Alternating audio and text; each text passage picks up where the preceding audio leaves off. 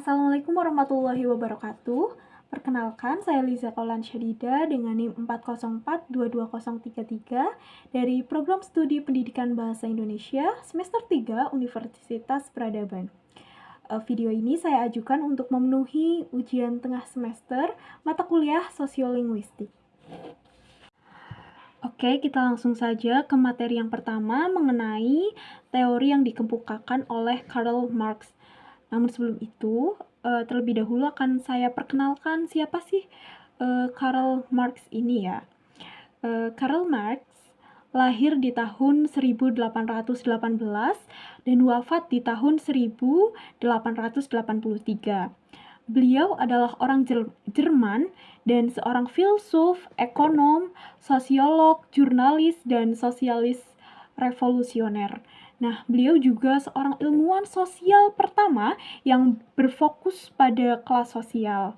Kemudian selanjutnya, ini mengenai hasil pemikiran dari Karl Marx,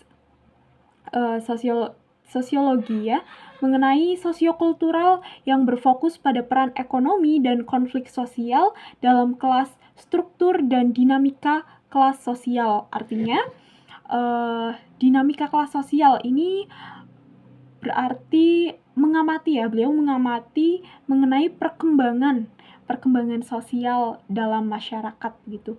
Yang kemudian Marx berpendapat bahwa sepanjang sejarah masyarakat telah berubah dari masyarakat yang feudal yang pada zaman itu lebih mementingkan wilayah dan juga gelar bangsawan gitu.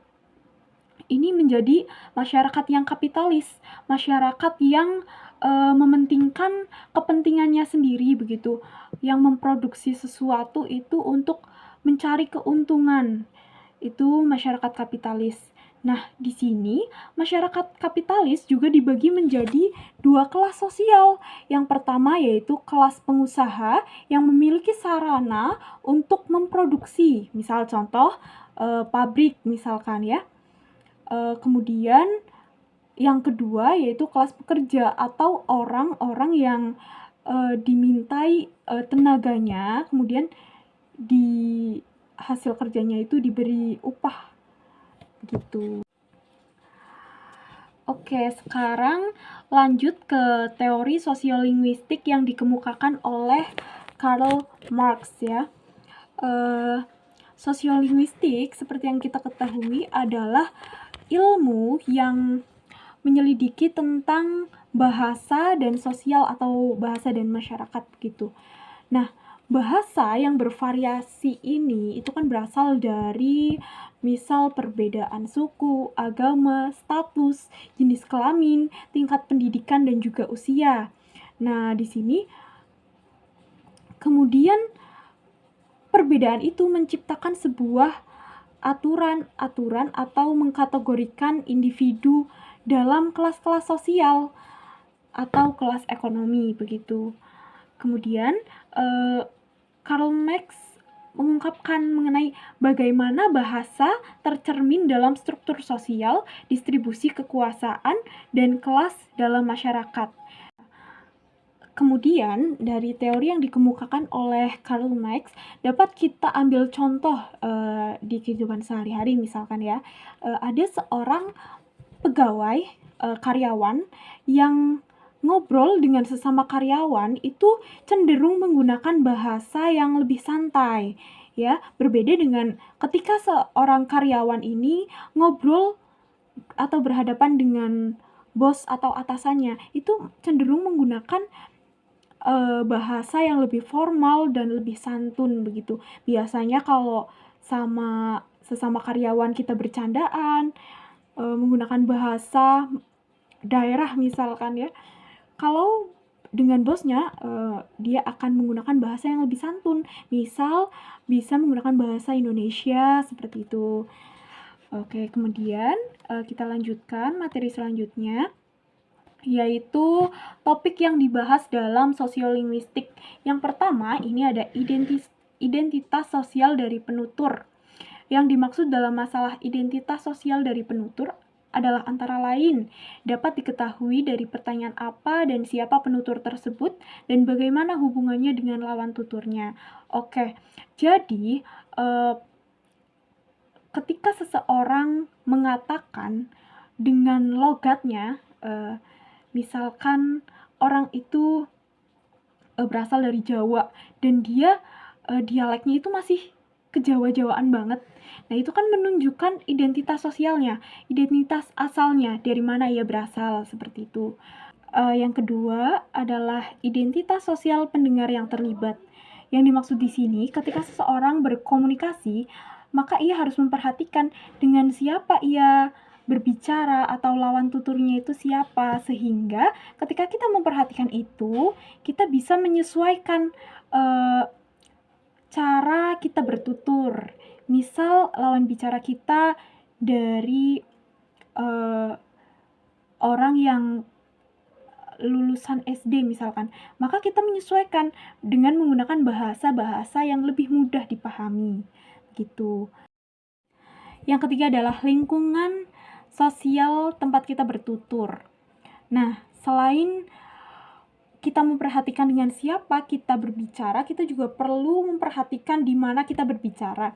Misal, kita sedang berada di lingkungan yang cukup ramai, maka kita bisa mengeraskan sedikit suara. Tetapi berbeda jika kita berada di ruangan atau di tempat di mana orang-orang sedang berkonsentrasi, misal dengan pekerjaan mereka, ya kita sepatutnya untuk mengecilkan suara ya, supaya tidak terjadi kegaduhan. Selanjutnya, yang keempat adalah analisis sinkronik dan diakronik dari dialek-dialek sosial. Yang dimaksud dengan analisis diakronik dan sinkronik dari dialek-dialek sosial merupakan deskripsi pola-pola dialek sosial itu, baik yang berlaku pada masa tertentu atau yang berlaku pada masa yang tidak terbatas. Kemudian contoh dari analisis sinkronik dan diakronik dari dialek-dialek sosial, misal kita ambil contoh dari seorang pembantu yang bekerja dan memanggil atasannya dengan sebutan tuan dan nyonya ya. Kalau sekarang kan kebanyakan itu manggilnya ya apa sih, Pak, Bu, begitu. Nah, itu adalah dialek-dialek sosial. Kemudian yang kelima ialah penilaian sosial yang berbeda oleh penutur terhadap perilaku bentuk-bentuk ujaran. Dimaksud dengan penilaian sosial yang berbeda oleh penutur terhadap bentuk-bentuk ujaran bentuk-bentuk perilaku ujaran adalah bahwa setiap penutur tentunya mempunyai kelas sosial tertentu di dalam masyarakat. Maka, berdasarkan kelas sosial itu, ia mempunyai penilaian tersendiri yang tentunya sama atau tidak berbeda terlalu jauh dari kelas sosialnya terhadap bentuk-bentuk perilaku ujaran yang berlangsung. Itu artinya ketika seorang sedang berkomunikasi, seorang penutur ini tahu mau merespon apa terhadap lawan bicaranya, begitu. Kemudian yang keenam, tingkat variasi dan ragam bahasa. Dimaksud dalam tingkat variasi atau linguistik adalah bahwa sehubungan dengan heterogennya anggota suatu masyarakat tutur, adanya berbagai fungsi sosial dan politik bahasa, serta adanya tingkat kesempurnaan kode, maka alat komunikasi manusia yang disebut bahasa itu menjadi sangat bervariatif. Ya, seperti yang saya katakan sebelumnya bahwa di tengah masyarakat yang heterogen ini terdapat banyak variasi bahasa yang berasal dari sekelompok misal sekelompok suku atau sosial dan lain-lain. Kemudian penerapan praktis dari penelitian sosiolinguistik. Dimaksud dengan penerapan praktis dari penelitian sosiolinguistik adalah merupakan topik yang membicarakan kegunaan penelitian sosiolinguistik untuk mengatasi masalah-masalah praktis dalam masyarakat. Misalnya, dalam pengajaran bahasa Indonesia, pembakuan bahasa, penerjemahan mengatasi konflik sosial akibat konflik bahasa dan sebagainya itu merupakan beberapa fungsi dari penelitian sosiolinguistik. Kemudian saya jelaskan mengenai fungsi makro. Fungsi makro ini lebih menekankan pada fungsi bahasa yang kaitannya dengan kebutuhan sosial. Akan saya jelaskan satu-satu. Yang pertama mengenai fungsi ideasional. Melalui fungsi bahasa ini, manusia akan dapat mengidentifikasi segala sesuatu yang dialami dan dijumpainya, kemudian mencatatnya dan menyampaikannya melalui bahasa kepada pihak lain. Manusia membutuhkan bahasa sebagai alat untuk memotret realis yang ada di sekitarnya. Nah, dapat kita ambil contoh fungsi ideasional ini. Semisal kita menjumpai suatu peristiwa dan kita menceritakannya kepada orang lain, atau ada contoh lain ketika kita mempunyai gagasan atau pemikiran lalu kita menyampaikannya kepada orang lain. Itu adalah fungsi ideasional. Kemudian yang selanjutnya adalah fungsi interpersonal. Fungsi interpersonal kaitannya adalah fungsi regulatori dan fungsi interaksi secara kesinambungan. Dalam fungsi interpersonal ini, terlihat bahwa manusia hakikatnya adalah makhluk sosial yang selalu berhubungan dengan konteks sosial. Dapat kita ambil contoh, misal kita sedang berkomunikasi untuk meminta tolong atau meminta bantuan kepada orang lain. Nah, ini adalah fungsi interpersonal gitu. Oke, selanjutnya mengenai fungsi estetika bahasa. Estetika bahasa juga dikenal dengan istilah fang poetik, yakni bahasa yang mengedepankan keindahan berbahasa. Sering kita jumpai juga dalam kehidupan sehari-hari, misal pada orang yang menggunakan bahasa secara indah dan baik untuk tujuan umum maupun tujuan khusus. Nah, contoh lainnya juga dapat kita lihat ketika seseorang merayu kekasihnya misal ya.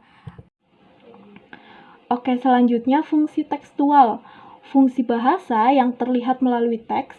Bahasa yang digunakan oleh manusia tidak semata-mata tersusun atas huruf dan kata-kata, melainkan semuanya terangkai menjadi sebuah teks yang akhirnya dapat dimaknai. Teks itulah yang kemudian dipahami oleh proses tertutur, baik secara lisan maupun tertulis. Nah, jadi fungsi tekstual ini juga sama menyampaikan sebuah informasi, namun melalui tulisan begitu ya. Oke, yang terakhir adalah fungsi sosiologis. Fungsi sosiologis terkait dengan adanya keberagaman latar belakang sosial masyarakat. Sebuah komunitas tutur tidak selalu memiliki kesamaan dalam bahasanya maupun penggunaannya. Hal tersebut dikarenakan setiap komunitas memiliki konteks sosial yang beragam. Dengan demikian, bahasa memiliki fungsi dalam membedakan lingkungan sosial suatu masyarakat. Nah, dalam konteks sosiologis, ini juga dapat menunjukkan dari mana sih identitas seseorang ini jika dilihat dari bahasanya dalam suatu perkumpulan. Karena keberagaman variasi bahasa yang ada, ini dapat menunjukkan dari mana ia berasal.